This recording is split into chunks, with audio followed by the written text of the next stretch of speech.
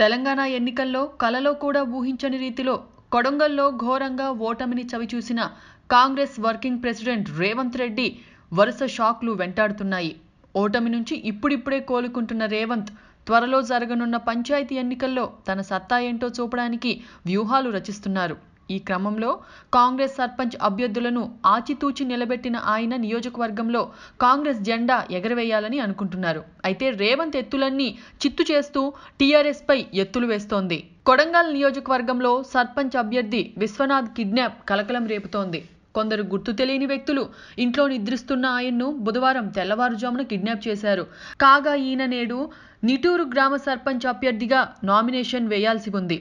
Nomination దాఖలు ఇవాళ చివరి రోజు కావడంతో అసలు విశ్వనాథ్ ఏమయ్యాడో, ఎవరు కిడ్నాప్ చేశారో తెలియక ఓవైపు ఆయన కుటుంబీకులు, మరోవైపు రేవంత్ రెడ్డి టెన్షన్ పడుతున్నారు. సరిగ్గా సార్వత్రిక ఎన్నికల్లో సోదాలు, అరెస్టులతో టీఆర్ఎస్ ప్రభుత్వం తీవ్ర ఇబ్బందులు పెట్టిన సంగతి తెలిసిందే. అయితే తాజాగా సర్పంచ్ ఎన్నికలు జరుగుతుండటంతో మరోసారి ఇలా ఇబ్బందులు పెడుతోందని ఆయన అభిమానులు, అనుచరులు సర్కార్పై తీవ్ర ఆగ్రహం వ్యక్తం చేస్తున్నారు. కాగా విశ్వనాథ్ అనే వ్యక్తి రేవంత్ రెడ్డి అనుచరుల్లో ఒకరని తెలుస్తోంది. రేవంత్ రాజకీయాల్లో వచ్చినప్పటి నుంచి ఆయనకు అనుచరుడిగా ఉంటూ వస్తున్నారని సమాచారం. మరోవైపు రంగంలోకి దిగిన రేవంత్ రెడ్డి విశ్వనాథ్ను వెతికే పనిలో నిమగ్నమయ్యారు. కిడ్నాప్ వ్యవహారంపై రేవంత్ నుంచి ఫిర్యాదు అందుకున్న ఎస్పీ అన్నపూర్ణమ్మ హుటాహుటిన పోలీసులతో గ్రామానికి చేరుకొని విచారిస్తున్నారు. కాగా గతంలో ఇదే గ్రామంలో ఎన్నికల సమయంలో పలు హత్యలు జరిగిన ఉదంతాలున్నాయి.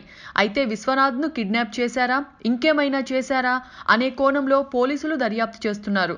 మొత్తానికి చూస్తే రేవంత్ రెడ్డిని ఇబ్బంది పెట్టడానికి టీఆర్ఎస్ స్థానిక నేతలు చేస్తున్న ప్రయత్నాలు అన్నీ ఇన్ని కావు.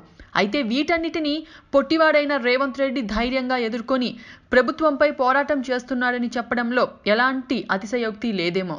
సర్పంచ్ ఎన్నికలకే ఇలాంటి పరిస్థితులుంటే త్వరలో జరగనున్న పార్లమెంట్ ఎన్నికల్లో ఎలా ఉంటుందో.